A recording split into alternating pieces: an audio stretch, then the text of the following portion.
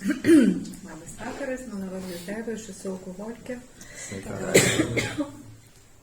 Neprasikosiu jau prieš tai, neprasišnekėjau. Tai, kaip čia pasakyti, man kažkoks gavosi pusmaratonis spikerinių. Vakar buvau Druskininkose, irgi tokia buvo tema įdomi. Dabar net ir pamiršau irgi. Sveikimas AA draugijoje, ar kaip aš sveikstu, kažkas tokio, kad mes vis perklausdavom kokią temą. Tai čia irgi šiandien pasiklausiau, tai pamačiau tą temą ir man iš karto buvo aišku, iš kur jinai. Susiradau ją didžioje knygoje ir tai yra iš 4 žingsnio, ar ne, kur kas iš mūsų jau yra praėję šitą kelią, tai turbūt labai gerai atsimena tą vietą, kur rašo, grįžkime prie sąrašo dar kartą, išmetę iš galvos kitų padarytas skriaudas, mes ryžtingai atsigręžėme į savo klaidas, kur buvome egoistai, apgavikai, savanaudžiai, išsigandę. Na ir taip toliau. Tai va čia tas tekstas, ar ne, paskutinė, kalbant apie paskutinę 4 žingsnio, paskutinį etapą, paskutinį stulpelį, bet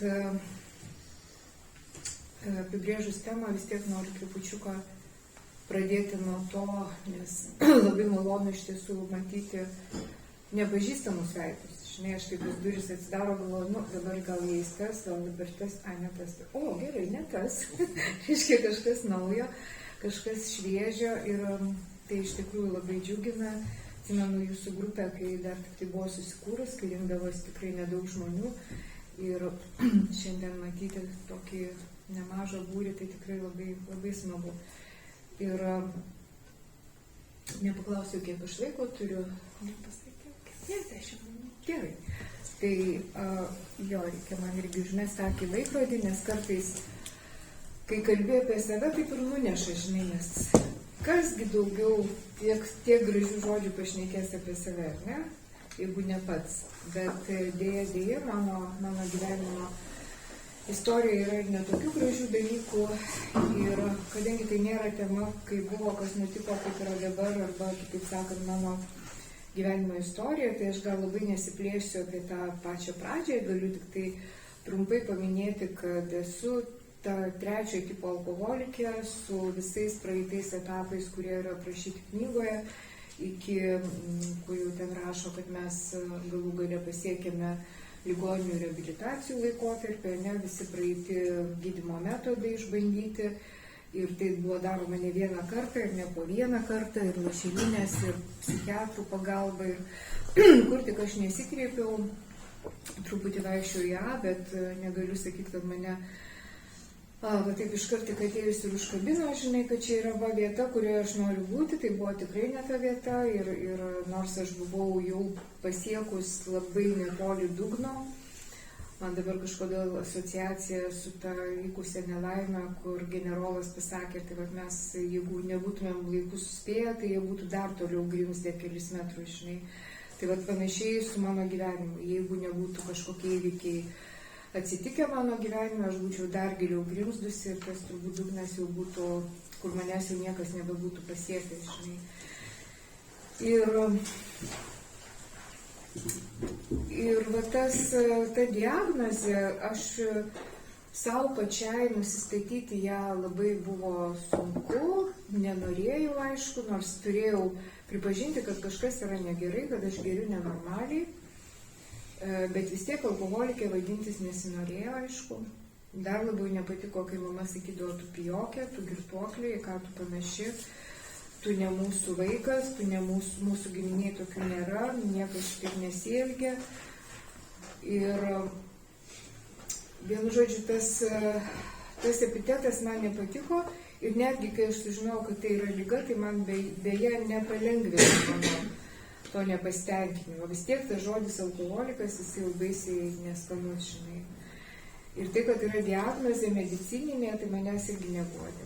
Nors jinai yra įrašyta, kaip vakar kolega minėjo, netgi tuos skaičius, kuriuos aš dabar neatsimenu, ten E72 kažkiek tai ar ne, jie įrašyti buvo į mano bylas, biuletenius ir tai yra su pripažinta medikų medicinė diagnozė. Tai va, man kaip ir nebereikia ieškoti, ar ne, ar aš tikrai alkoholikė, ar ne. Viskas ten ok, atitinka visus standartus. Prasidėjo ligoninių ir psichiatrinių laikotarpis, taip jisai buvo, 2004 metais gulėjau detokse, po detokso iš karto Minnesota, po Minnesotos pagėriau dar kelis mėnesius, tada jau 2005 pakliūnu į Naujos Vilnios psichiatrinę ligoninę. Tai va tokia buvo pagalba medikų, kur irgi buvo toks laikotarpis, kai aš pasidaviau tam dažnai irgi girdėtam AA, žinai, kad tai yra vienintelis kelias mūsų draugija, žingsniai ir kad mums niekas kitas negali padėti. Ir aš taip vienareikšmiškai vertinu, žinai, nu tai ką tie medikai, ką jie ten gali padaryti, žinai, bet iš tikrųjų šiandien galiu tvirtai sakyti, kad tai buvo žmonės, kurie man išgelbėjo gyvybę, ne, kad aš nenumirčiau, nepadvieščiau nuo tų visų ten traukulių ir pergėrimo, o anoniminiai alkoholikai man išgelbėjo gyvenimą.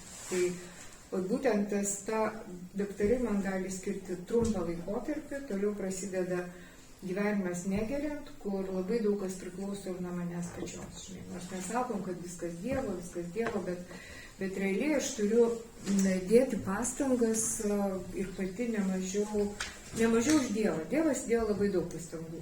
Aš šiandien sėdžiu pas jis gyva. Įvyko stebuklas, žinai. Tikrai taip daug kas sako, aš klausiausi ir galvoju, visi šneka tą patį, ar ne, bet tikrai taip ir yra. Tai ir yra patvirtinimas, kad įvyko stebuklai mūsų gyvenime. Aš nenoriu gerti, žinai. Kai manęs paklausė, kiek metų aš geriu detokse, aš paskui 2 metus, kaip apie porą metų. Paskui čia visai neseniai labai man gražiai susiskaičiavo, kad savo gyvenimą galiu dabar suskirstyti po 20 metų, maždaug, taip, plius minus, ne, apie 20 metų iki 17 tokio normalaus, pakankamai sveiko gyvenimo. Ne, vat, auga mergaitė, mokosi, ten klauso tėvų, viskas yra gerai. Paskui tai nuo 17-18 prasideda vartojimas. Jisai trunka irgi apie 20 su virš metų. Nu, paskui aš kaip tiksliau paskaičiavau, tai sakiau, gaunasi apie 30. Nu, bet čia smulkmena. 10 metų, 10. Va, ir 17 metų dabar vėl aš, reiškia, gyvenu vėl visiškai kitą gyvenimą. Ir kodėl po 20, nes lygiai prieš 20 metų, bet ir, kaip sakiau, 2005 buvo pirmasis mano sustojimas, kuris man žadėjo labai didelį pasikeitimą, kad aš jau buvau tokius kelius praėjus, ne, pragulėjus psichiatrinėje ten su grotom ant langų ir ne kelias dienas, o visą mėnesį. Aš jau tikrai niekada, Bilo istorija puikiausias pavyzdys, ar ne? Kai skaitai ten, žinai, paskutinį kartą mane atskyrė nuo alkoholio, ne? Jau atrodo viskas, jau viskas baigėsi, jau žmogus šitiek prarado, ne? Vis tiek paslydo. Lygiai taip pat aš po 3 metų vėl paslydau, žinai. Vėl pagėriau, vieną naktį, mane greit supakavo ir kažkaip nuo to laiko, nuo tų metų, 2008 metų kovo 20 dienos prasidėjo mano tas naujas gyvenimas. Ir dabar, jeigu vis tiek aš jau taip nenoriu nutolti tikrai nuo temos ir man yra labai svarbi, žinot, čia kalba eina apie 4 žingsnį, aš vis tiek noriu trupučiuką paskaityti, kaip skamba pats 4 žingsnis. Neišmokau mintinai. Aš ne dėl to ir neišmokau, bet nebeturiu atminties. Aš atsimenu, kai atėjau ją, vienas senbuvis sako, žinokit, kaip aš pradėjau atminti ir galvoju, štai ne, dabar jaučiu lygiai tą patį. Tai labai gerai, kad mes turim knygą, žinai, kur galiu visada atsiversti ir pasiskaityti. Va, tai 4 žingsnis sako, nuodugniai ir babaimės atlikome sąžinės sąskaitą, o jeigu tiksliau dar vertimą patikslinti, moralinę savęs inventorizaciją. Ir atsimenu, kai atėjau ją ir girdėjau žmonių ir paskui pati lygiai taip pat mąsčiau. Nenoriu iš to 4, žinai, kažkaip man ten senbuviai, viskas su tavim gerai, va, žinai, kaip mano globėjas sako, labai mėgstamas alkoholikų šokis, 1, 2, 3, 1, 2, 3, žinai, 1, 2, 3 ir sukam ratu, žinai, o 4 ir stop, žinai, ir nepajudam iš vietos. Ir aš kiek jau turiu globotinių ir pačiai buvo tas pats. Dabar bandau atrasti atsakymą, kodėl va ten užstringu ir aš užstrigau keliam mėnesiam, tam 2-3, žinai, ir kiti užstringa, kitos tiksliau, kiti visai dingsta ar ne, pasitraukia tuo metu, kai reikia tą 4 jau baigti ar ten priduoti, nežinau, kaip čia įvardinti. Nu, va toks klausimas, kodėl? Tai yra turbūt viena iš paprasčiausių vietų programoje, kuri dėl to, kad jinai aprašyta labai aiškiai. Ne, vat, duotas pavyzdys, lentelė. 1 stulpelis, 2, 3, imi lapą ir rašai, nieko nereikia jokių labai didelių ten proto gebėjimų. Aš suprantu, 2, 3, čia sunku, žinai, nes tu turi atrasti tą ryšį su Dievu, žinai, o jeigu jo nėra, kaip čia dabar suprasti, pasmerkėt ten buvo tų visų samprotavimų apie aukštesnę jėgą, tikrai sudėtinga, žinai, nėra tas paprastas. O čia ant ko aš pykstu? Ar čia sudėtingas klausimas? Ir kažkoks prasideda, lygiai taip pat ir man, landžiau po internetą, ieškojau savokų, ką reiškia tas savanaudiškumas, o kas tas o kaip tas savivertė. Angliškai šitaip, žinai, viską darai, kad nedaryti to, ką reikia. Ir atsimenu, kai išgirdau, kad šita knyga parašyta žmonėm, kurie neturi ypatingo išsilavinimo, ne? Jinai parašyta visiems, kurie geria nežmoniškai, ar ne? Tai kas ten gali būti su pragertų protų toks jau labai ypatingai nuovokus, ar ne? Kaip tik reikia paprastumo. Tai net nežinau, bet turbūt reikia tokį klausimą užsiduoti kiekvienam savo, žinai, kiekvienas gal kitą atsakymą turės. Aišku, galėčiau dabar išfilosofuoti, kad baimė pažinti save, dar ten kažkas, žinai, nežinau, aš ko gero buvau labai prisiklausius tam irgi, kad kažkas darė 4 žingsnį užgėrė. Kažkas po 12 žingsnio, pamenu, pasakojo vienas senbuvis, grįžau va tik iš stovyklos 4 žingsnio, ten būdavo tokios žingsnių stovyklos, žinokit, aš gyventi nebenoriu. Aš taip pradėjau norėti gerti siaubas, galvoju, tai kodėl jie mane verčia tą 4 daryti? Jeigu šitokios pasiekmes, tai juk žada visai kitus dalykus programa. Šiandien aš supratau, kad turbūt pirmas dalykas, kuris labai reikalingas, yra supratingas globėjas, kuris praėjo šitą kelią, kuris gali dar ir dar kartą paaiškinti, ko čia manęs prašo, ne? Kuris gali kantriai, kartais man jau dantim griežiu ir po to, ko tu nesupranti dar, žinai, ir vėl aiškini, bet paskaitom tą vietą, žinai. Ir iš tiesų tai mane, pavyzdžiui, gąsdino, aš jau žinojau programą, ar ne, kas ten vyksta toliau, ir aš iš karto pradėjau bijoti 9 žingsnio. Aš žinojau, kad su tuo 4 mes padarysim kažką tokio, kur paskui man reikės daryti kitus veiksmus. Bet čia gal ne apie tai, čia apie tą prokrastinaciją ir atidėliojimą. Iš viso galima atskirą spikerinį arba susirinkimą turbūt pasidaryti, kiek čia, kokiais būdais tai pasireiškia, pavyzdžiui, dabar mano gyvenime, tai yra tikrai bėda. Tai grįžtant prie, nežinau, prie tos lygos pusės, ar ne, lygos sudėties, kad mes turime fizinį sutrikimą, protinį ir dvasinį. Tai šitoj vietoj apie fizinę alergiją mes jau kaip ir nebešnekam, ar ne? Aš jau tą 4 žingsnį, kai rašau, aš gerti nenoriu, nes tai būtų neprotinga, žinai. Dėl to rašo knygui, kad žmogus turi būti atskirtas nuo alkoholio kuriam laikui, ar ne, kad jisai gautų sveiką mąstyseną, kad galėtų pradėti dirbti su programa. Tai, žinai, tik tai šviežia naujoka iš narkologinio sodinta ant 4 būtų tikrai labai drąsus žingsnis, bet šitoje vietoje man nebebuvo pavojaus.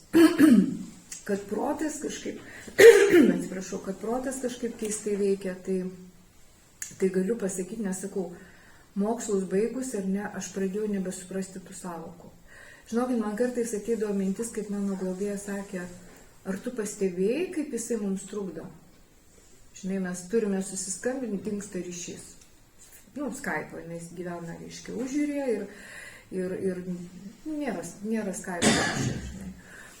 Ir sakydavo, sako, tu atkreip dėmesį, kuo mes arčiau Dievo, tuo daugiau atsiranda kliūčių šitoje programoje.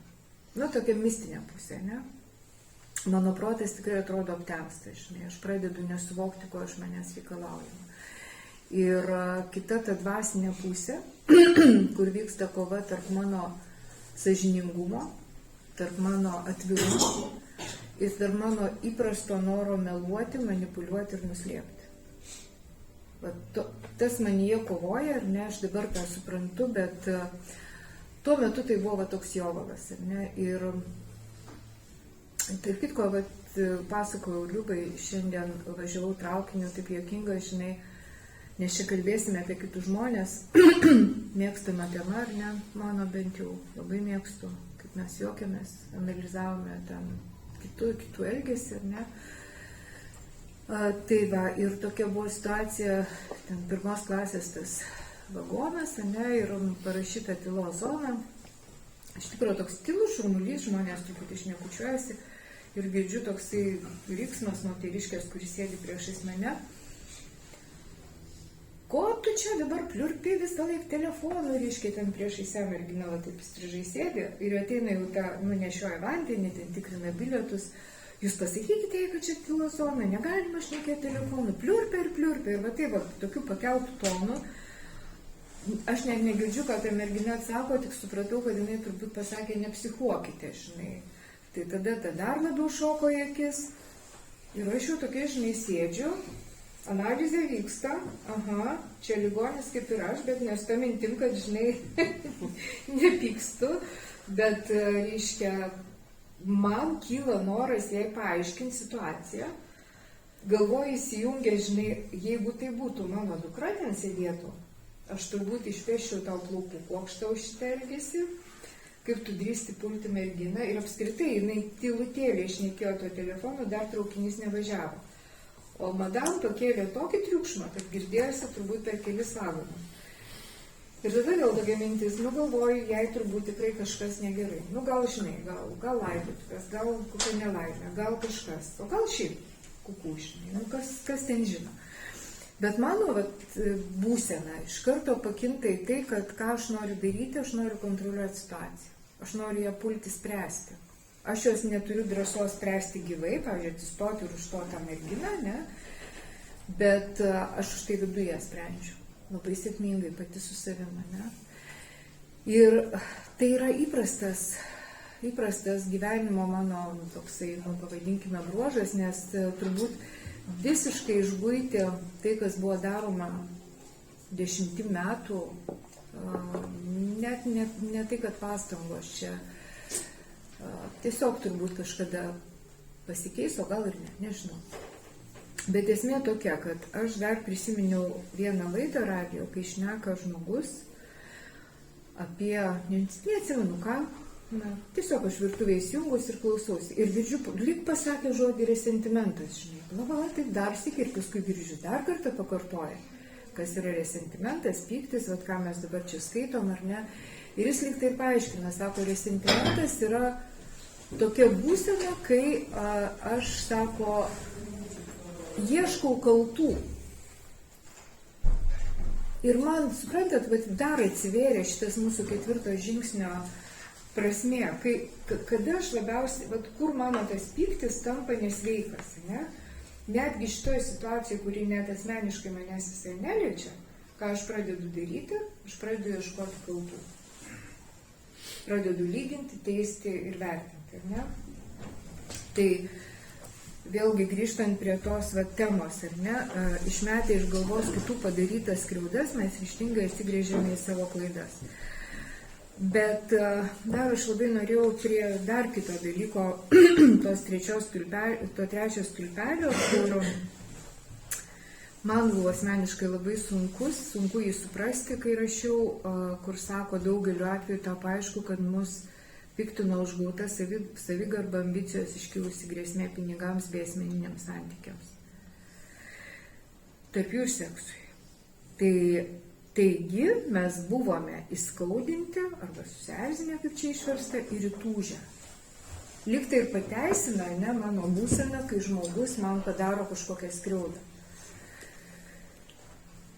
Pykčių sąrašas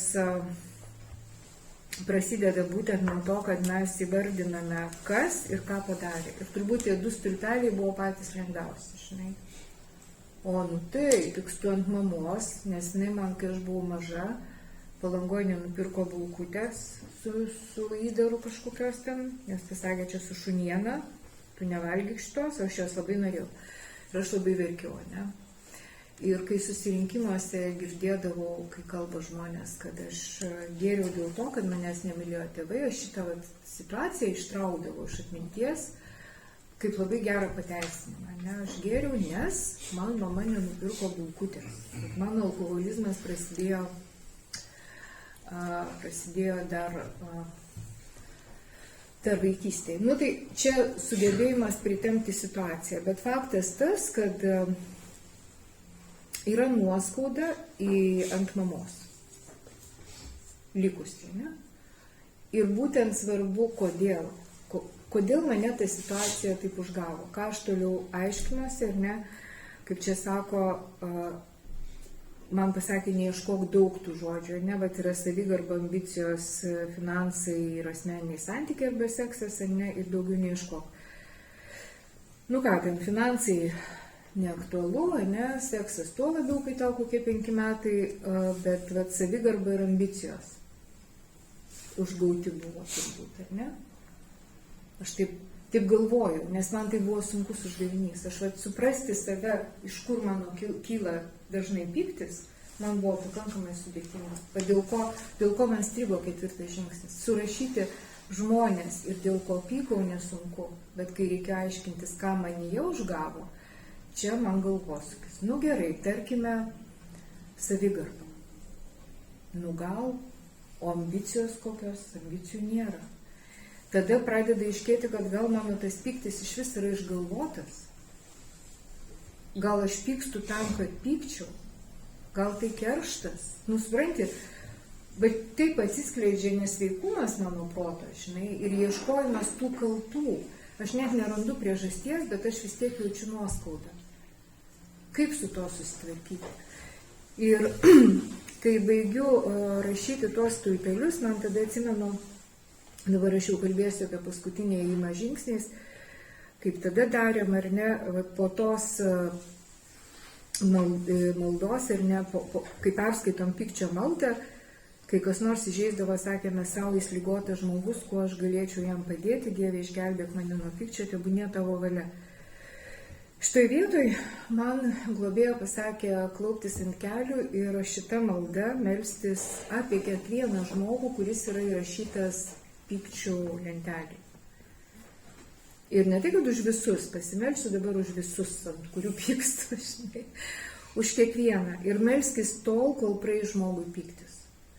Ir žinot, aš tada atsimenu labai, tas toks, mes dažnai šnekame apie dvasinius potyrius, dvasinius pabudimus, juos aš taip ir suprantu, kad tada man irgi įvyko toks dvasinis pokytis, ar ne, kad staiga aš pajutau, kad man blėsta pyktis vienai moteriai, kuriai aš labai jaučiau tokią, nemeilę. O dar vienas irgi geras žodis, žinai, kaip man globėja pasakė, va čia viskas, kas yra nemeilė, yra va tas resentimentas. Paklausti taip pat savęs, ar aš tą žmogų myliu, ar aš galiu įmylėti, jeigu ne, ieškom priežasčių, ne? Mane moko programa pamilti žmogų, nes, vėlgi, logika paprasta, jeigu aš nepamilsiu žmogaus kaip žmogaus, ne dėl to, kad vienas taip šneka, kitas ten kitaip apsirengęs, bet apskritai kaip Dievo kūrinio, kaip aš tada galėsiu jam padėti, jeigu mes grįžtame prie pačios esmės mūsų programos, ne? Kad mes čia esam tam, kad gelbėti kitų gyvenimus. Man kažkas jau išgelbėjo, ne, man padėjo, dabar aš turiu atsilyginti tą darydama su kitais žmonėm, tai turiu išmokti mylėti. Kad išmokti turiu prašyti Dievo, ar ne? Kad prašyti Dievo aš pirmiausia turiu žinoti, ko aš turiu prašyti. Tai va čia ir buvo tos maldos žmonės, ar ne, kad ne tai, kad bet tik tai prisimint, kad tai ligotas žmogus, čia ne apie tai. Daugiau svarbu yra, kad ligotas kaip ir aš, ir kur ten irgi rašo kaip apie sergantį brolį, negalvoti, nėra lengva užduotis iš tiesų. Ir tada va, ta frazė šios dienos, ar ne, išmetę iš galvos kitų padarytas skriaudas, mes ryžtingai atsigręžiame į savo klaidas. Man labai patiko palyginimas užsienio spykerių šitos vietos su dvasiniu tilteliu. Tai reiškia, aš pasimeldžiu už tą 3 stulpelių visą turinį, nelabai gražų ir skanų, ar ne?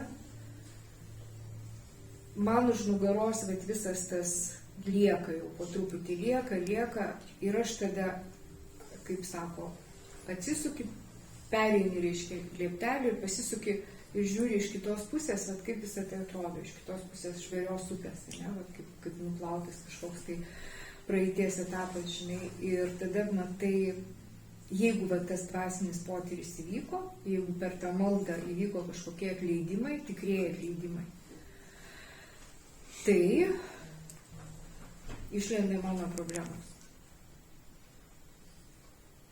Ir tada, žinai, nebeišeina taip lengvai prasižioti, koks jisai svoločius, nes aš žinau, kad aš irgi nebuvau šventa, ne? Ir tik tai tada aš pradedu ieškoti tų savo būdo trūkumų, kurie čia išvardinti ir ne kitaip, egoistai, apgavikai, savanaudžiai, išsigandę. Tie 4 būdo bruožai, savybės, nuodėmės, kaip nori tai pavadink, žinai,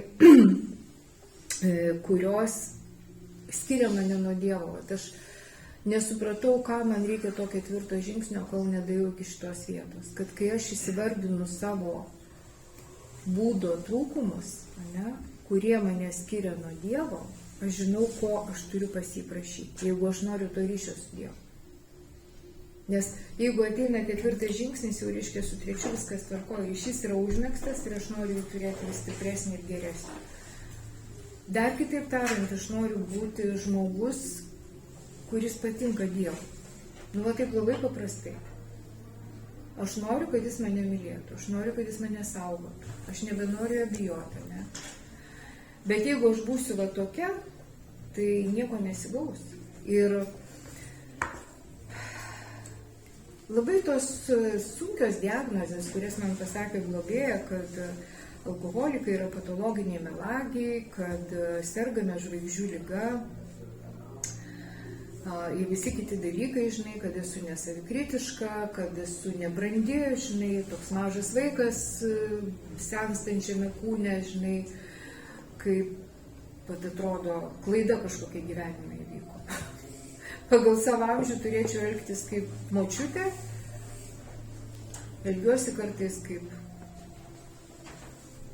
negaliu sakyti jauna mergina, kvaila močiutė. Va, nes nėra taip lengva išmokti gyventi suaugusio gyvenimo, nes jis pilnas atsakomybių, žinai. Man labai patikdavo, žinai, egoistiškai kristi ant žemės, tabaluoti kojom, paleisti dūdas ir jūs mane dabar gelbėkit ir taip toliau, žinai, ir spręskit už mane klausimus. O čia aš turiu susitvarkyti pati. Tai va, tai tie 4 dalykai, egoizmas, nesąžiningumas, tas apgavikai, savanaudiškumas, aš taip išskirčiau egocentrizmas, nesąžiningumas, egoizmas arba savanaudiškumas, tai aš netgi materialinės naudos noriu. Egocentrizmas man aiškiausiai yra, liktai. Nors prieš tai buvo atvirkščiai, kas yra egoizmas, supratau, kuo skiriasi egocentrizmas nuo egoizmo, nelabai. Tai žinau, dabar labai žinau šitą paaiškinimą, kad egocentrizmas tai yra, kai aš noriu kažko ir noriu, kad jūs norėtumėte, va tas mane nunešė, žinai. Taigi taip ir vyksta, kai aš kažkuo nepatenkinta, tyliu nepatenkinta, ar ne, bijau pasakyti normaliai, nes aš nemoku normaliai pasakyti, aš toj pakeliu, žinai, purslus, ar ne? Tai aš užsisklendusi tyliu ir nervuojuosi, kodėl jūs visi galvojate kitaip. Juk aš žinau, kaip turi būti. Pavyzdžiui, darbe, žinai. Sėdžiu, žinoma, šitie visi, aš nesuprantu, taigi žmonės šitiek metų pradirbę, kaip jie nesupranta. Ir žinai, savo panosiai ten bumbus, praeiti, kol galų gale prarauna, aš pasakau, tada rašau inventorizaciją. Man atrodo, šiandien posėdėje visiems sugadinau nuotaiką. Nes prasiveržia mano žinojimas, žinai, kaip turi būti.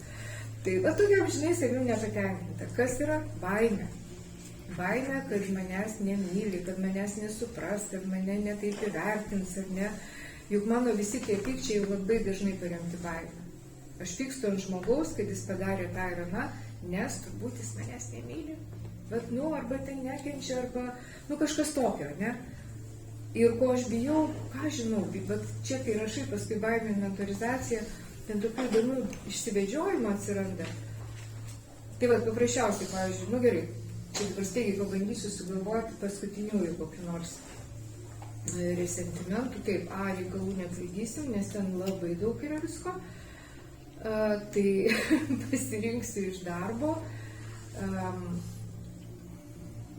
Tokia va situacija. Aš sėdžiu komandiruotėj Ispanijoje, gaunu skambutį, kad reikia staigiai ten gauti tokius parašus per informacinę sistemą, kad, reiškia, gauname projektą ir jo ten vertė būtų keliasdešimt tūkstančių, tai ten nedidelė suma, bet vis tiek jau žinai, kad būtų šioks toks žmonėm uždirbti. Ir pamatau toje sistemoje, kad mūsų viena funkcionierė, pavadinkime, prodekanė, reiškia, nepasirašo to dokumento. Ir aš sakau, kur jinai, žinai, kodėl ten rašau į dekanatą, sakau, nepasirašo man to dokumento. Taigi jinai sako, išvykus, sakau, kaip išvykusi? Jo, sako, jinai Romai su tais, kaip jie ten vadinasi, piligrimais. Važiavo čia dabar iš Lietuvos. Ir man taip iš karto, kaip tai? Jei kokia jinai čia maždaug, tikinčioji dievobaiminga, o pamiršo perduoti savo, tą, reiškia, turėjo paskirti kažką kitą, kuris užėdės parašus. Ir pas mane verda tas jau siutas, žinai. Aš tada mesteliu tokią frazę, sakau, ten šnekuosi, reiškia, su savo valdžia vietinė, sakau, tai klausykit, sakau, dabar dėl jos, vienos čia, žioplumo, ar kaip čia, nepasakiau žioplumo, sakau, mes prarasim 30 000. Smulkmeną, sakau, baisiai čia, žinai. Ir ten jau visi ant kojų sukelia informacinės informatikų, žinai, specialistus, kad jie ten patvarkytų tą sistemą, kad jie atjungtų, kad nereikėtų jos parašo. Viskas ok, nuvažiavo, visi, kam reikia, pasirašė, prorektorius ten irgi, žinai, viskas tvarkoja. Rašo švedės, mūsų prorektorė išvyko į komandiruotę, mes jos negalime pasiekti, labai atsiprašome, nieko nesigaus, žinai. Tai čia tokia anekdotiška situacija, kiek aš įdėjau savo tų pastangų, ar ne, sureguliuoti situaciją, labai pamiršau paminėti tuo metu Dievą, nes aš ten viską reikėjo daryti labai greitai, pasikviesti tą reikalą Dievą, ar ne, ir rezultatas toks, koks yra, žinai, jisai gavosi toks, kokio reikia, nes aš pagalvoju, jeigu mes dabar gautumėm šitą projektą, tai aš turbūt paspringčiau, aš tiesiog nebeapžiočiau visko. Bet esmė kokia? Aš pykau ant tos moters. Tiesiog sutau, žinai, kad jinai, taip prašliopina savo, reiškia, pareigas, ne? Tai pirmas, antras stulpelis labai aiškus. Žiūrim, kas čia parašyta. Ką užgavo? Savigarba? Gal, bet prie ko čia mano savigarba ir jos, klaida, žmogiška, ne? Ambicijas, jo, buvo ambicija turėti projektą ir ne tiek dėl pinigų, kiek dėl pasipuikavimo, kad aš galėčiau pasakyti, mes dar vieną projektą gavom, žinai. Grėsmė pinigų, tas mano pasakymas, kad mes prarasim pinigus, aš atvirai pasakysiu, jisai buvo daugiau pagąsdinimas, kad jūs supraskite, kaip jūs čia dabar blogai padarėte. Žinai, ir dėl asmeninių santykių turbūt ne, bet jau aš atradau, ką mane kabina, bet tai kažkaip atrodo nerimta, ne? Ir Toliau išmetę iš galvos kitų padarytas skriaudas, mes ryžtingai atsigrėžėme į savo klaidas. Kur aš buvau egocentriška? Kas vyko tuo metu per tą porą valandų mano galvoj? Jūs turėjote taip visi padaryti, kad man nekiltų jokių problemų. Gal net nevažiuoti piligriminę kelionę, o tvarkyti reikalus, ne? Visus paskirti, ką reikia, pagalvoti, kad gal Daivai ten prireiks parašo, žinai. Garbės žodis, kad pradedi analizuoti ir jau pradedi juokas iš savęs, ne? Ant kiek esi menkas žmogus, daugiau nieko. Ir po to reiškia apgavikais, nesąžininga.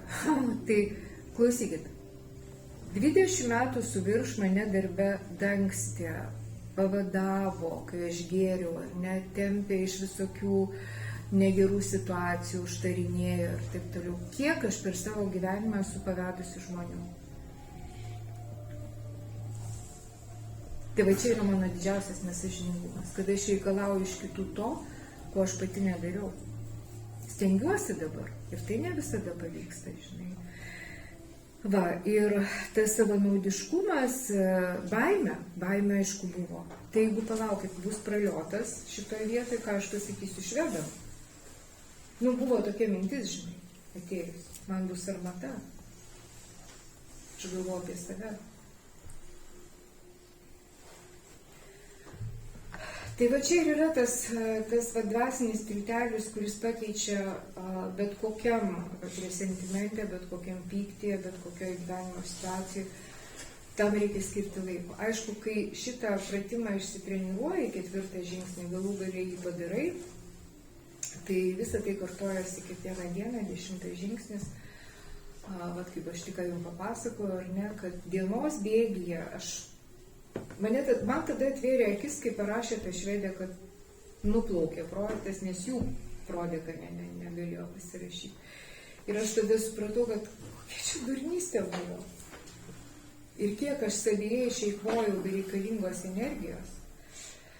Vietoj to, kad būčiau atidavus viską Dievui, ar ne, ir tarius taip, aš galiu padaryti. Ramiai, nėra parašo, nėra.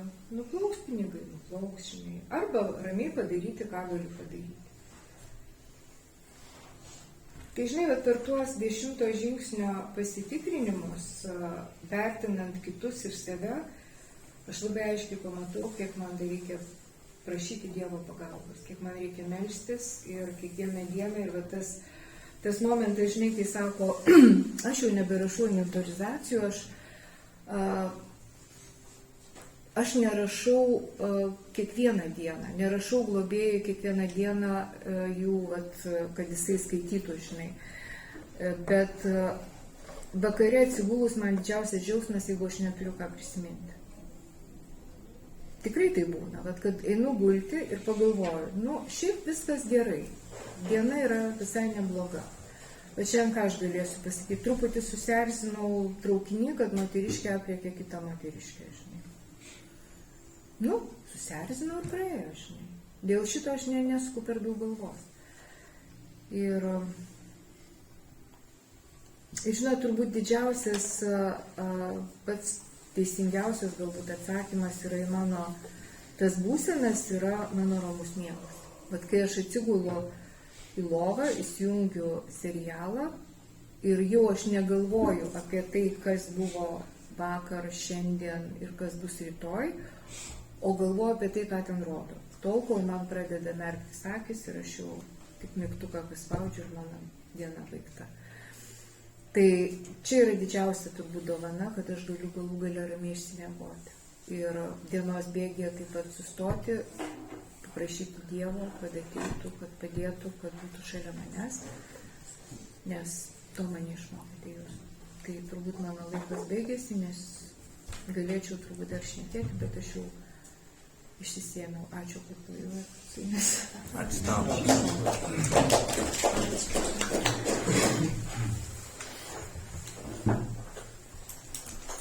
Prašom užduokit klausimus.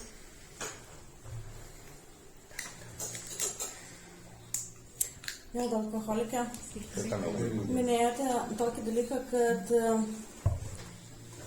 prašyti, melstis dėl tų, ant kurių pyksti. Tai aš buvau tokią praktiką kaip ir dariusi, tarkim, rašyti atleidimo laišką, bet man niekaip nesigavo, aš tiesiog, kaip tik tais pradėdavau, taip man sakydavo, man toks pyktis būdavo, tai čia liečiam, tarkim, mamą, ne? Ir, tarkim, nors vieną sakinį, kažką, tarkim, ir aš kaip mečiau, tai kaip per sukąstų dantis, tai jeigu tu meldėsi žmogų, tai tu turi nuoširdžiai kaip ir gerą linkėti, bet tu pradedi ir iš karto tau pyktis ir tu net negali, kaip aš apie jį galiu iš viso melstis ir linkėti gerą, kad tu nekenti viduje. Tai ta prasme, kaip taip praeiti?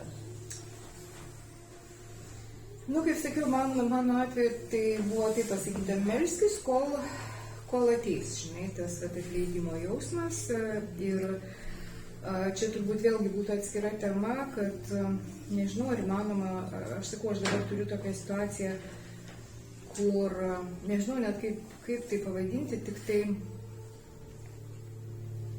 čia, žinai, dar blogiau, kai nėra apčiuopiama, žinai, ten tie dalykai, kaip jūs apie mamą sakėte.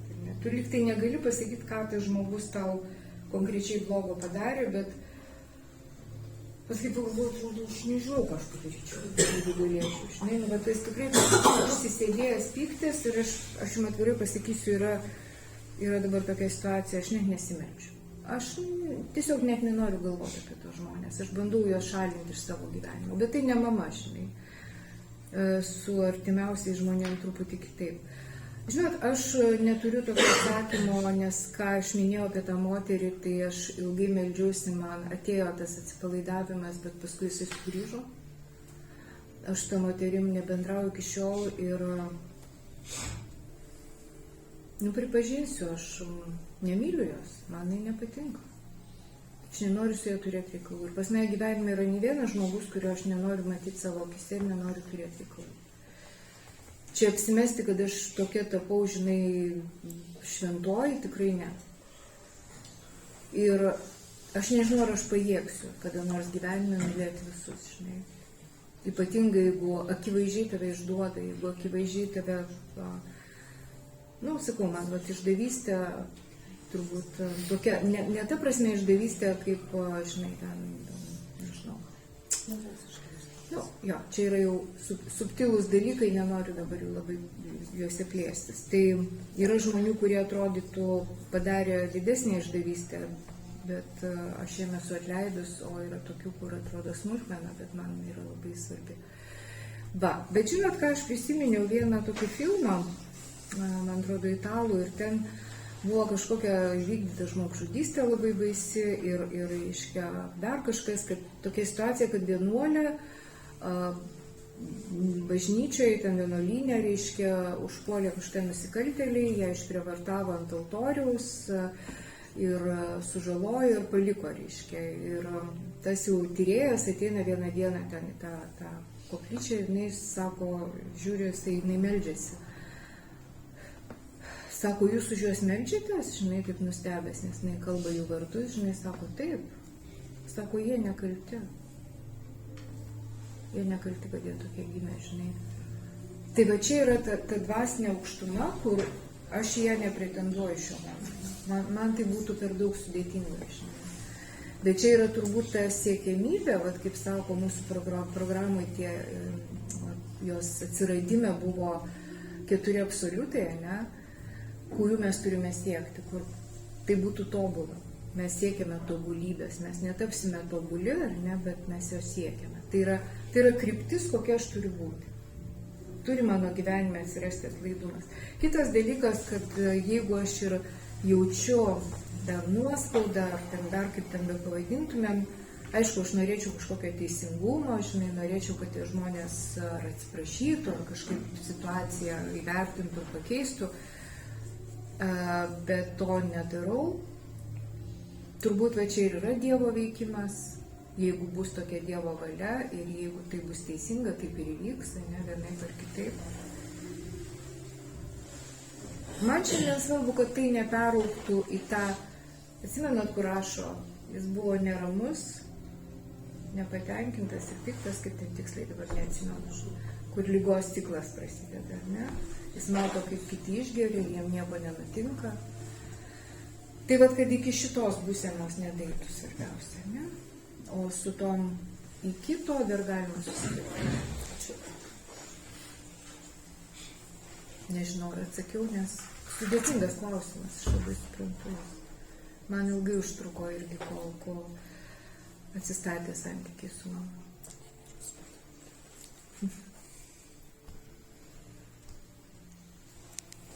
Liuba alkoholikė. Turiu klausimą dėl maldos atleidimo, ne, kur jis ligotas žmogus, nu ir ten taip toliau. Tai mano klausimas yra,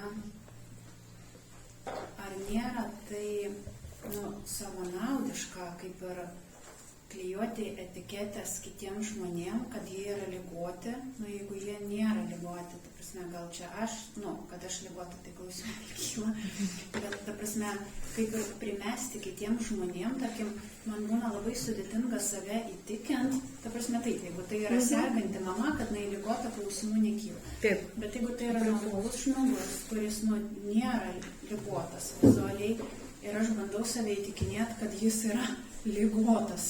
Bet man nepavyksta, nes aš nesu gydytoja, kad jam diagnozę nustatyti. Ir gaunasi toks, atsimenu tokį juokingą nutikimą, kai dar mes ėjom žingsniais, aš turėjau ant kompro užsiklijavus ten tas maldas. Ir atsimenu, kažką su vyru mes susiginčiujom ir aš jau ten visą tokia pykstu. Ir sakau, kaip gerai, kad aš turiu ant kompo užsiklijavus pykčio maldą ir pradėjau skaityti, jis ligotas žmogus, kuo aš galiu jam padėti? Ir vyras taip sako, gal savo sveikatą prisijungti, pasižiūrėti, kuris čia išliks ligotas. Tai ta prasme, klausimas, kaip man ir save įtikinti, ir ar nėra čia nenormalu man visus apvadinti ligotais šito sąrašo. Jo, tai aš tada dar irgi truputį pacituosiu, ar ne, va šitoje vietoje čia, kur rašo, suvokėme, kad mus skriaudę žmonės veikiausiai buvo dvasiškai nesveiki. Čia niekur nekalba apie psichinę ligą, apie kažkokį tą nesveikumą tokį mūsų supratimu, ar ne. Bet apie tai ir šnekėjau, kad man asmeniškai šiandieną dvasinis tas sveikumas, dvasingumas ir yra, kai žmogus sugeba mylėti kitą, ne? Atleisti, neskaudinti, neįžeisti, ne? Ir kad kai kas nors su manim pasielgia netinkamai, pavyzdžiui, kaip šiandien tas pavyzdys su moteriškė, ne su manim, bet su ta kita mergina. Kokia pirma mintis? Nesveika moteriškė, bet aš nesakau, kad jinai nesveika, ten gal serga šizofrenija, ne apie tai.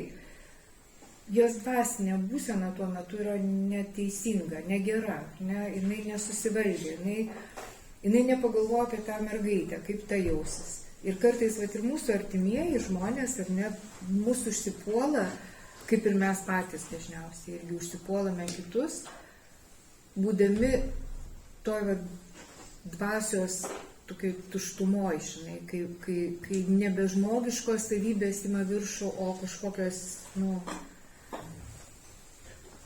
nesakysi gyvuliškos, bet tos anatominės, išgyventi ten. Dažniausiai, gal ir kažkiek yra ten sveiko proto toje HALT programai, kad kartais mūsų susierzinimas ir tų pačių žmonių, kitų susierzinimas arba pyktis arba neteisingas elgesys gali būti rezultatas tiesiog blogo virškinimo,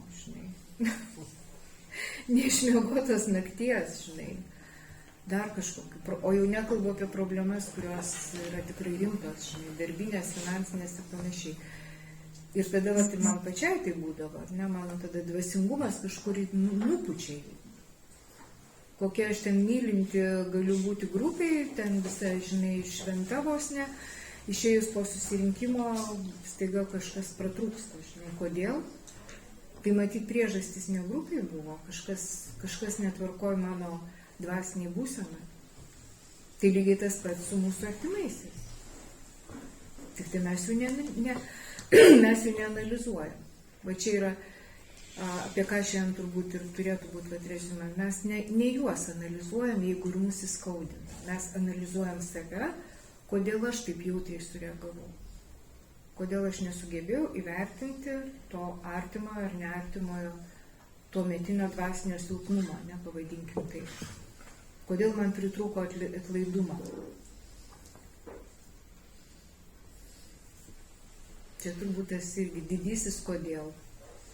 Kaip su tuo susitvarkyti.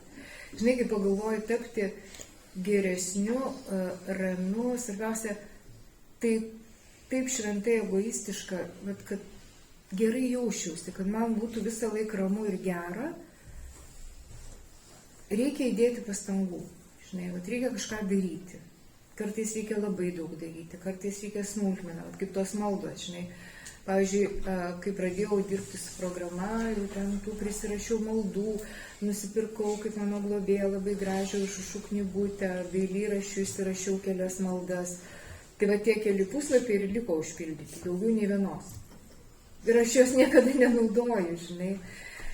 Ir dabar labai dažnai man tiesiog ateina į mintį pokalbis su Dievu. Vėlgi sakau, mano globėjo tas pasakymas, žinai, kad aš rytais darau kavą Dievui ir savo, ar ne, ir mes kartu tą kavą geriam. Jis antiek smagus ir paprastas, kodėl bijoti kartais pabūti va tais vaikiškai tikinčiais, ne? Kad jeigu aš padarysiu antrą puodelį kavos, gal tikrai tas Dievas prisės. Nu, iš kur mes žinom? Jeigu aš žinau, reiškia aš agnostikė. Jeigu aš sakysiu, Dievas negali čia prisėsti, tai mano žinojimas. O mes šitoj programai, šitoj vietoj pakėlėm rankas. Aš nieko nežinau. Kas yra Dievas ir kaip jisai veikia. Aš tik tai tikiu, kad jis yra mano gyvenime ir kad jis padarys man viską, kas yra geriausia. Tai jeigu jis daro man šiandien tiek geriausių dalykų, kodėl aš negaliu jam pasiūlyti kavos? Vis tiek paskui pati išgersiu.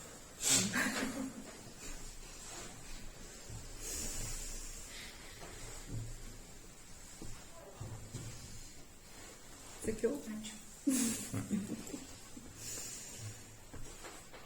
Šiandien noriu paklausti. Sakykime, toks paprastas dalykas, kaip poroje gyveni, dviese ir skirtingi interesai, kad ir atostogų, sakykime, mano noras lėkti, pamatyti, važiuoti ir kuo ekstremalistam pensavimui, o antrasis mano šeimos narys, jisai geriau mielai sėdėtų blogo kiaurą dieną ir žiūrėtų televizorių. Ir visą laiką kyla piktumai, kai jau nupirkta ir reikia važiuoti, jau ten bandai kalbinėti, viskas yra tvarkoj ir aš pamačiau, kad paskui mes visą laiką susipykstam, toj kelionė visą laiką būna blogai ir nebūna taip kažkaip kitaip. Tai prie tos išvados, kad nieko nereikia daryti, tiesiog būsiu taip, kaip nori tas žmogus. Ir tada ateina tas meilė savo. Tai tu visiškai susižemini, kai aš sakau, visiškai, mano norai nieko nebereiškia, mano gyvenimas nieko nebereiškia, aš noriu taikaus ir ramybės ir sėdžiu ir žiūriu televizorių. Užverta vis tiek, praeina metai, praeina pusantrų ten kažkiek ir sproksta, tada jau sproksta su visa kuo. Tai man niekaip aš nerandu to kompromiso, kaip sako, važiuot viena, neišeina, tai tiesiog neišeina, dėl to, kad esi išauklėtas, jam bus liūdna, jis nervuosis, jis nepadarys ten to ar ano, ar dar kažko.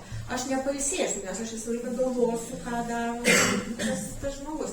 Ir aš tokiose vietose, čia viena vieta, tai yra šeimos vieta, bet yra labai daug. Ir su tais vaikais, anūkais, paimsiu, supyks, nesupyks ir kažką daryti. Vien žiūrėti savo interesus, kadangi aš programų, man reikia būti neegoistiška, neegocentriška, mylėti visus ir visą kitą ir visiems vos nepataikaut. Aš vėl atsiduriu toj pačioj bėdoj, kai man norisi, kad Dievas išmirtų ir aš eisiu, ta prasme, arba atsijungti, kaip kitaip mokai atsijungti. Taip prisigėrė ir visninkai reikia visvaniau. Tai toks būna kartais, kad viskas, manęs nėra dabar daryti, ką noriu. Bet esmė tai ta, kad aš nerandu to, kaip ramiai gyventi, kaip Dievui patikti ir savo patikti, ir save mylėti, ir dar būti visiems geras su visu. Nežinau, nerandu, nemoku. Žinokit, nesu šeimos santykių specialistė, visiškai nespecialistė, nes kelis kartus išsiskyriau, tai žinokit, jau manęs geriau neklauskit, ką daryti, ką nedaryti, nes galiu netaip patarti. Bet šiaip tai esu, mes tik aš nekėjom prieš surinkimą, kad tradicijos, apie mūsų tradicijos labai gerai apie tai šneka. Žinot, čia nereikia būti šeimoje, bet kaip mes sugebam būti bet kur kitur, ar ne, grupiai, darbe, bet surasti tą bendrą sprendimą, kad visi būtų patenkinti, nors tai labai sunkiai sekasi, ar ne. Ir labai jūs suprantu, nes man primena tokia situacija, kad kai ateina tokia būsena, apie kurią jūs šnekat, čia irgi aš matau, kad ką be padarysi, vis tiek bus blogai. Tokiais atvejais, reiškia, du keliai. Vienas likti, man sakysim, irgi būdavo, žinai, važiuojam, nevažiuojam, ten važiuojam, ne ten važiuojam. Ir vyksta kažkas ne taip, kaip aš noriu. Aš nusileidžiu, ne? Ir kas toliau, aš vykstu į kelionę visą surūgusi ir nelaiminga ir kelionė šudina, ne? Jeigu atvirkščiai vyksta, tai tada kita pusė, reiškia. Ir vieno sprendimo rasti nepavyksta. Gerai, jeigu išeina, kad abiem tinka. Tai gal tiesiog, kaip mūsų, sakysime, tradicijas siūlo, pavyzdžiui, tas vienybės klausimas, kaip ir grupė, jeigu reikia išspręsti klausimą, diskutuokime tol, kol prieisime vieningo atsakymą. Kad nebus taip, žinai, vis tiek aš liksiu prie savo, ar ne? Arba aš tada susitarčiau, tai klausyk, tai tu ten, aš ten. Sustiksim po mėnesio, žinai. Ir pasipasakosim įspūdį. Ką aš žinau. Tai juk irgi nėra blogai, žinai. Yra daugybė šeimų, kurios turi savo pomėgius. Ir, pavyzdžiui, dabar su vaikais buvau Italijoje, bet irgi labai labai panaši situacija. Ten ne vyras, bet nesvarbu, vis tiek šeima, ne? Man žentas, kaip žinai, iškilmingai praneša. Ar jūs norit važiuoti su mumis į kalnus? Man pasakyti nenoriu, kaip ir neišeina, žinai. O pasakysiu noriu, suprantu, 2 anūkai, žinai, jisai nori slidinėti ir viskas aišku, žinai, močiutė tenais. Ir aš taip, žinai, ir čia pradeda manyje pjautis tas noras ir būti gerai uošvieniai, ir gerai močiutei, ir būti gerai mamai dukrai, galvoju, jinai pailsės, žinai, duosiu jai laisvės. Ir aš sakau, žinot ką, sugalvojau. Tada sakau, kadangi aš važiuoju į komandiruotę, aš sakau, tiesiai iš Ispanijos atskrisiu į Italiją pas jūs ir tada mes jau ten keliausim į kalnus. Tai gavosi 3 dienos tuose kalnuose. Ir nepaisant nuostabių vaizdų, buvo tokių momentų, kad aš griežiau dantimis. Tai tik tai tiek, kad aš iš karto pasakiau, jau būkit tikri, aš vienam name su jumis negyvensiu. Ir užsisakiau ten už kelių 100 metrų butą, žinai, ir mes vieną vakarą, kai pasiūliau neatsargiai ateikit pas mane vakarieniauti, aš labai pasigailėjau, žinai. Nes toks šveicariškos stiliaus butukas su parketu ir kažkokiais 17 amžiaus baldais, kur tie kūdikiai pradėjo ant jų jodinėti, važinėti, traukti visus suvenyrus ant žemės, daužyti, va taip į grindis ir siaubas, sakiau, aš neišsimokėsiu už tas gėrybės. Tai va, tai čia juokas juokais, nebūna taip visada viskas tobula. Ir vis tiek aš mačiau, kad nors tam tikrais momentais mano dukra buvo laiminga, žinai. Žentas paslidinėjo 3 rytus, anūkas 2 rytus, o mes vieną dieną 2 valandas pastovėjom šlapiam sniegį. Su dukra ir pažiūrėjom, kaip slidinėja žmonės. Bet vis tiek buvau kalnuose, žinai. Reikia ieškoti kompromisų, kitaip nesigauna. Ir pasijuokti iš to.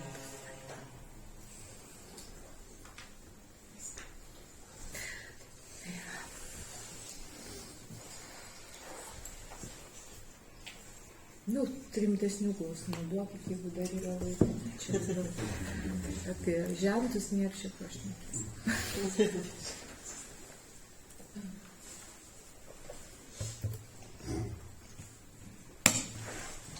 Su baimėm susitvarkėt ar ne? Su baimėm, pykčiais?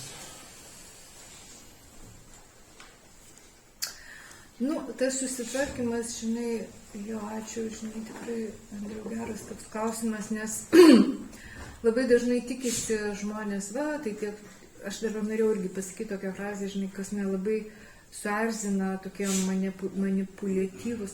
Tai kaip tu čia tiek metų buvai, tai tu čia praėjai žingsniais, tai tu čia žinai, ir tokia.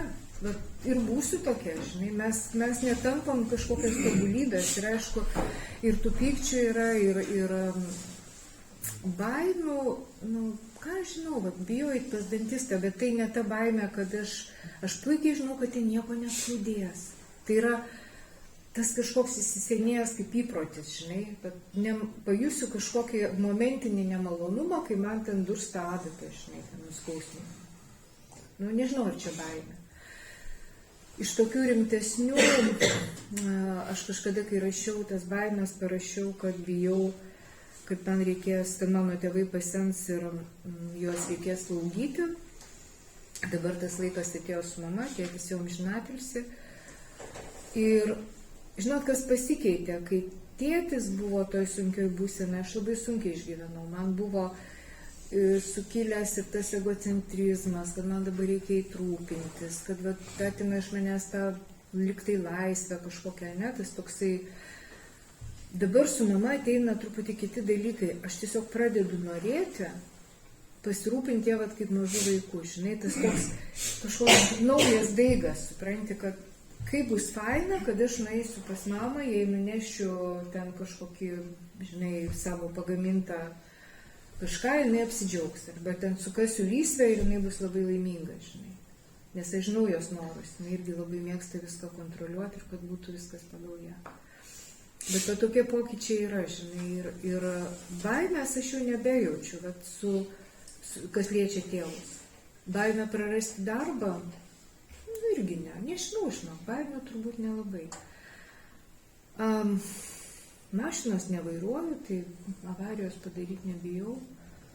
Susirgti, o dabar paskaičiau apie Čekuolį, kaip jisai mirė, pavalgė pusryčius, ir žinau. Norėčiau tokios mirties, žinai, gal kaip Dievas ir duos.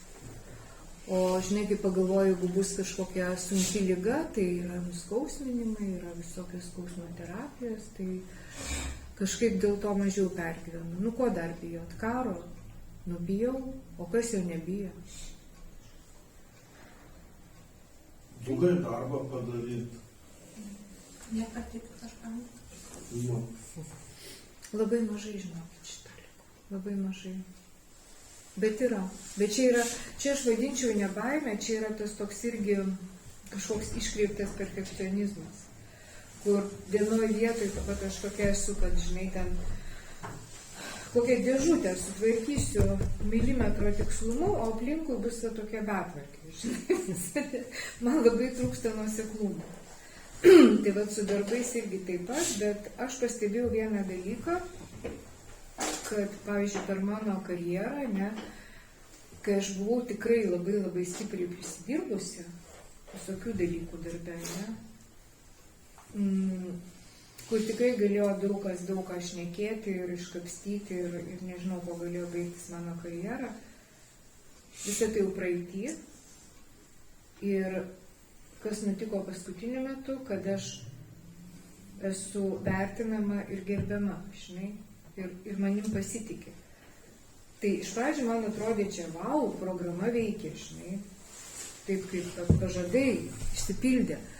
Kai aš paskui staiga suvokiau, kad žmonės tiesiog yra normalūs. Ir jeigu jie mato, kad tu normaliai elgiesi, jie normaliai reaguoja. Ir jeigu padariau klaidą, man pasakys, tu padarai klaidą. Ir aš sakysiu, okei, atsiprašau, taisau.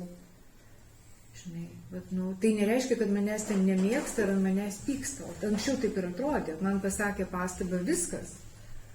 Aš įsižeidžiu mirtinai, žinai. Ir baisiausia, tai kad aš įsižeidžiu tyliai. Aš to neparodau. Aš toliau nusižeminus dėkoju. Ačiū, kad man pasakė. Žinai, ten sukandus dantis galvoju, nuraučiau tikrai galvą. Ir tas dvipusis gyvenimas tai buvo turbūt didžiausia kančia. Šiandieną man viskas kažkaip ramiau. Atsirado, žinai, kaip vienas mūsiškis sako, stuburas atsirado. Kai aš, jeigu reikia, aš pasakau, ką galvoju. Nebesislėpiu, žinai. Neįžeisdama kitų ten, bet daugiau drąsos. Tai turbūt čia ir būtų atsakymas, kad nelabai rūpi, ką apie mane galvoja ir nelabai bijau. Juokingiausia, tai žinokit, kai vat baimė, ką pagalvos apie mane kiti, va čia susirinkimas. Kažkada man, taip aš tą mintį prasukau galvoj, žinai, bet įsivaizduokite, kas tai yra, jūs man paaiškinkite. Aš, sakome, aš bijau kalbėti susirinkime, arba aš bijau eiti spikeriauti. Man tas pats buvo, žinai. Ir tada tokis, aš neatsakinėsiu nieko, nes patys savęs paklauskit, kurio iš esančių mes bijome. Kas apie mane, ką gali blogai pagalvoti. Jinai nusišnekėjo, jinai žingsniais netai praėjo. Nulis. Čia mano išpieštos baimės galvoja, žinai, iš tikrųjų. Tebūnie supratimas ir tai, kad to niekada nebus.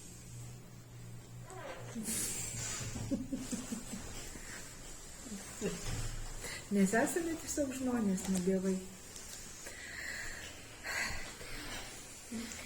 Ačiū visiems atvykusiems. Ačiū. Ir kalbėtojai.